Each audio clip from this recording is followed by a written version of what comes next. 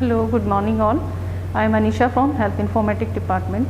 Today's topic is nature of communication in hospitals. Hospital में आपको nature कैसा होना चाहिए जब हम किसी पेशेंट से बात करते हैं. Today we are talking about the nature of communication in hospital. Upward and downward communication, reporting and feedback. Upward and downward हमारा कम्युनिकेशन किस टाइप का होना चाहिए हॉस्पिटल में पेशेंट्स के लिए. ये कि अपवर्ड है, डाउनवर्ड है, हम किस तरह की स्पीकिंग, किस तरह से बात कर रहे हैं पेशेंट से.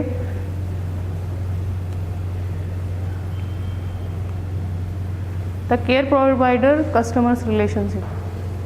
केयर प्रोवाइडर, जो केयर प्रोवाइडर हैं, लाइक रिलेशनशिप है, बिलिंग डिपार्टमेंट है, नर्सिंग डिपार्टमेंट है, उनका रिलेशनशिप पेशेंट के टुवर्ड्स कैसा है. एक बिलिंग में है या रिलेशनशिप ऑफिसर है, वो पेशेंट से किस तरह से बात करते हैं, पेशेंट को क्या प्रॉब्लम होती है, उससे हम पेशेंट से बात करने का हमारा वे ऑफ टॉकिंग क्या है. हमें पेशेंट से एक सिंपैथेटिक तरीके से बात करनी चाहिए कि पेशेंट को हम र्यूडली बात नहीं कर सकते, पेशेंट की प्रॉब्लम को हम इजीली सॉल्व कर सकते हैं हम उससे पोलाइटली बात करके.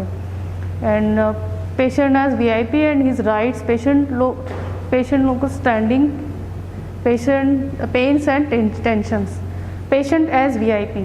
पेशेंट एज VIP का ये मतलब है कि पेशेंट अगर हमारे हॉस्पिटल में आता है वो एक एज अ VIP की तरह ट्रीट होना चाहिए. Every patient is like a important person in the hospital. कि आपके हॉस्पिटल में एक पेशेंट आया, उसको आप किसी भी तरह से इग्नोर नहीं कर सकते. आपको उनका ईच एंड एवरीथिंग उसके लिए आपके लिए इम्पॉर्टेंट होना चाहिए. उसका OPD में फाइलिंग हो रही है या बिलिंग में कोई प्रॉब्लम आ रही है, तो उसको पेशेंट का राइट है सब कुछ जानना कि उसके साथ क्या हो रहा है हॉस्पिटल में, वो किस तरह का ट्रीटमेंट उसके साथ चलेगा या फर्दर वो किस तरह के ट्रीटमेंट के लिए उसको जाना पड़ेगा, उसका प्रोसेस क्या होगा, बिलिंग में उसका क्या कितना उसका बिल बनेगा या उसके बेड चार्जेस क्या हैं, किस तरह का बेड उसको प्रोवाइड किया जा रहा है, या ट्रीटमेंट किस डॉक्टर के थ्रू उसका ट्रीटमेंट होगा, या उसके डॉक्टर कौन होंगे, या वो जो भी पेशेंट की कोई भी क्वेरीज है वो हमें उनको सॉल्व करनी है फॉर राइट मैनर. कि हमें एक अच्छे तरीके से उनसे बात करनी है. हम रूडली उनसे बात नहीं कर सकते, बिकॉज एक पेशेंट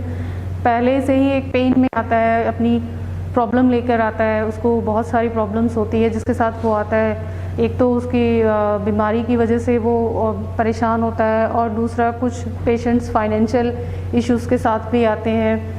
तो हमारा काम है, केयर प्रोवाइडर हम लोग हैं हॉस्पिटल में, तो हमारा काम है एक पेशेंट को एक अच्छी तरह से डील करना.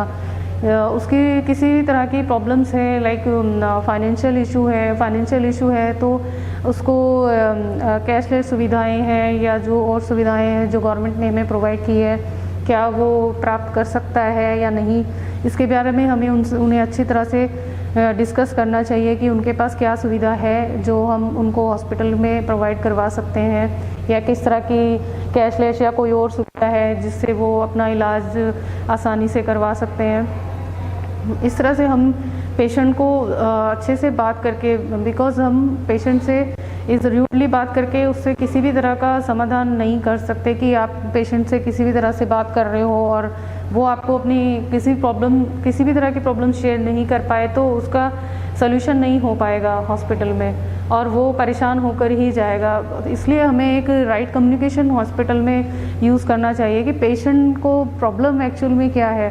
अगर उसको डॉक्टर के या उसको ट्रीटमेंट से रिगार्डिंग कुछ इश्यूज़ हैं तो हम उसको भी सॉल्व कर सकते हैं. लाइक नर्सिंग में कहीं है या डिपार्टमेंटल कुछ इशू है, या उसको वहाँ बेड पे प्रॉब्लम आ रही है, किसी भी तरह की रहने खाने में या किसी भी प्रकार की प्रॉब्लम है, तो हमें एक तरह से एक बहुत ही अच्छे और पोलाइटली वे से उनसे बात करनी चाहिए कि ताकि उसको लगे कि हम उसको एक बहुत ही इम्पॉर्टेंट पर्सन की तरह डील कर रहे हैं और हम उनकी सभी प्रॉब्लम्स को डील करने के लिए रेडी हैं.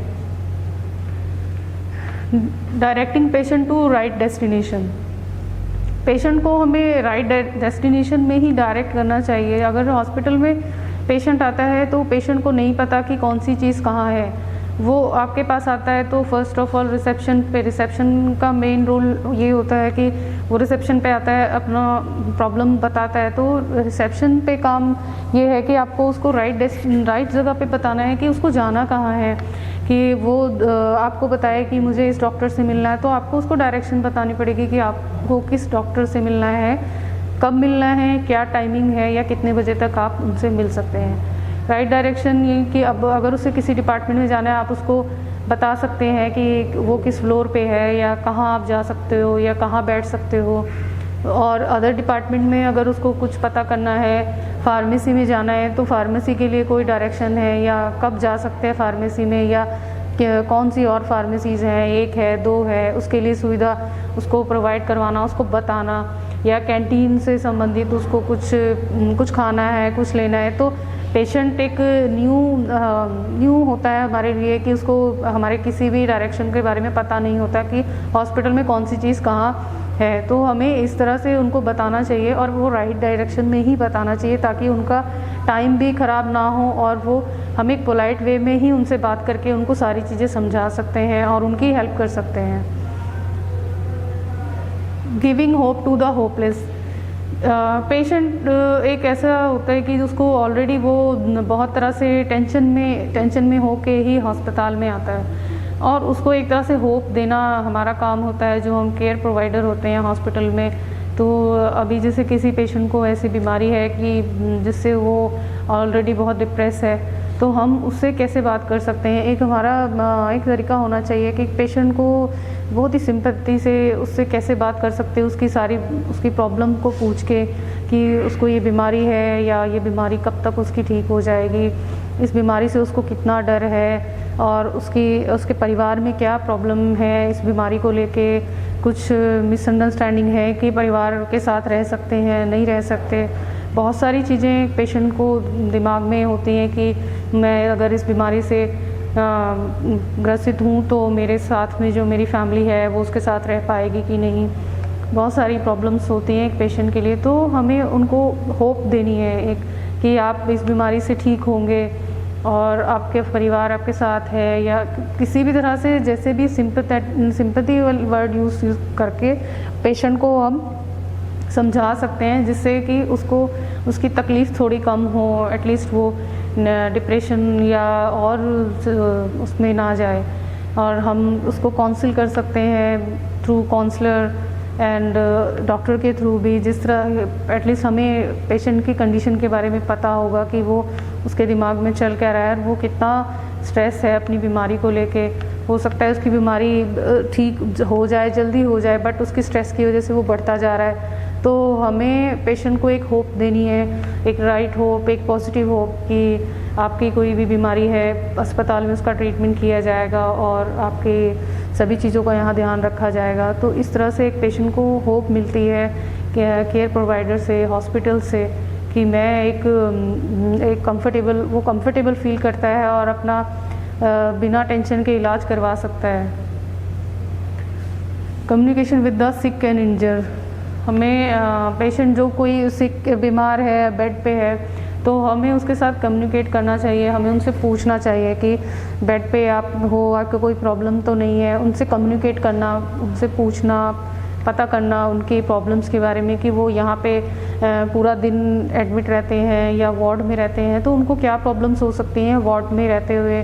उनको बेड पे कोई प्रॉब्लम है या नर्सिंग में उनको कहीं भी कुछ दिक्कत आ रही है, तो हमें उनसे कम्युनिकेट करना पड़ेगा बिकॉज़ उनकी प्रॉब्लम डिफरेंट होती है। वो एक हॉस्पिटल में है और पेशेंट हैं, बीमार हैं, उनको डिफरेंट टाइप की प्रॉब्लम्स आ सकती हैं। तो हमें उनसे पहले कम्युनिकेट करना पड़ेगा एक पोलाइट वे में कि आप यहाँ वार्ड में एडमिट हैं, आपको किसी तरह की कोई तकलीफ़ तो नहीं है। तो हमें एक राइट कम्युनिकेशन उनके साथ रखना पड़ेगा ताकि वो अपनी तकलीफ़ों को हमारे साथ शेयर कर सकें और हमारे वार्ड में या हॉस्पिटल में वो एक फ़ीडबैक जो पेशेंट होता है उसका बहुत इम्पॉर्टेंट होता है। वो पेशेंट जिस तरह से फ़ीडबैक देता है, हम अब उस तरह से ही अपनी चीज़ों को इम्प्रूव भी कर सकते हैं। कि लाइक पेशेंट ने किसी तरह का हमें बताया कि वार्ड में उनको बेड से रिगार्डिंग प्रॉब्लम है या पानी से या कुछ भी, तो हम उनसे पोलाइटली वे से बात करेंगे, तभी उनसे अच्छे से कम्युनिकेट कर पाएंगे और प्रॉब्लम्स का